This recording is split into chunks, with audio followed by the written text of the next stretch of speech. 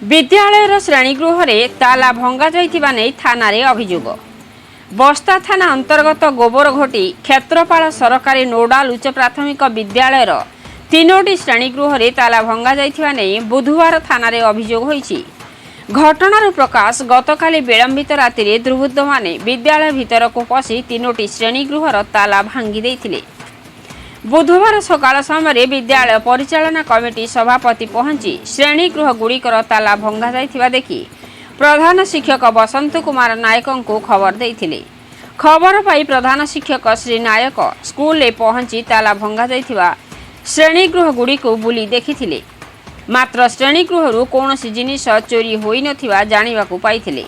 ए संपर्क में प्रधान शिक्षक जनक बस्ता थाना रे लिखित अभियोग करथिबा बेले घटना संपर्क में गोष्ठी शिक्षा अधिकारी को मध्य अवगत करिथिबा जणा जाइछि। सूचना थाउ कि गत मास 22 तारिख रे मध्य दुर्बृत्त माने एही स्कूल एक एलईडी टीवी सह अन्य सामग्री चोरी कर नैथिले।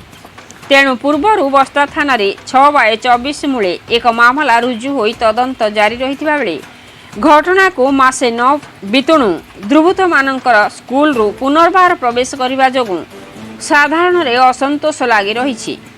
मसीहा न्यूज सर्विस आपण मसीहा न्यूज रो यूट्यूब चैनल को सब्सक्राइब कलेनी कि जदि करि नाहंती एबे करनियंतु। एहा सह मसीहा न्यूज रो फेसबुक और ट्विटर पेज को लाइक और फॉलो करंतु। ता सह मसीहा न्यूज रो ऐप आसी गलानी निज मोबाइल रो प्ले स्टोर रु डाउनलोड करनियंतु। जय जगन्नाथ। मु श्री बसंत कुमार नायक प्रधान शिक्षक क्षेत्रपाल गवर्नमेंट मॉडल स्कूल गोबरघोटी आपनकर गत 22/4/24 तारिख रे मो स्कूल रो गोटे एलसीडी चोरी हो जाइथिला एवं मु थाना रे इन्फॉर्मेशन देइथिली बीओ ऑफिस रे जणाइथिली। तेनु थाना रे मोर केस नंबरटा मध्य थिला जीडी नंबर 06/30/4/24।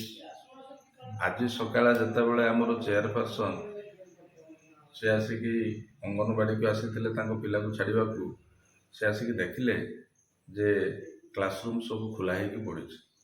तेणु आसिकी देखा जना पड़ा जे 3टा क्लासरूम चाबी भांगा जाइए किंतु किसी जिनिस आमर चोरी होई नाही। तेणु ए बाबद पुणी आज एफआईआर लिखिकी मु एबे थाना को जीवी और पुलिस स्टेशन रे इनफॉरमेशन देवी बीओ ऑफिस रे जाइए जनइबी।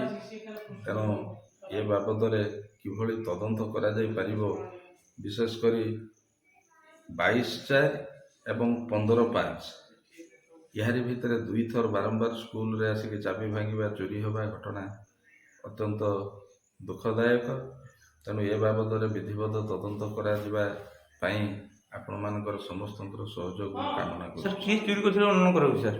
सेमिति तो मु अनुमान क्या करिपारुनी तथापि निश्चित भाव में लोकाल लोकंकर किछि निहाती संपर्क रोथुबो नहले को क्लासरूम भांगा जाइतिला एवं आज कोटा भांगिबे ए बाबद आग थर जो जो रूम चाबी भांगा होता एथर से गुड़ाक सब भांगा है अलग रूम भांगा है केवल गोटे रूम को समान रिपीट कर भांगी अभियोग पाखर गोटे मद दुकान रही राति सब कारबार से मद दुकान तो सेमिति माने जे मद दुकान जो अच्छी केतବେଳେ बिक्री होछि ना लुचा छपारे चली लुचा छपारे मद चली किसी टुका माने बसुचंती उठुचंती स्कूल पाखापाखि।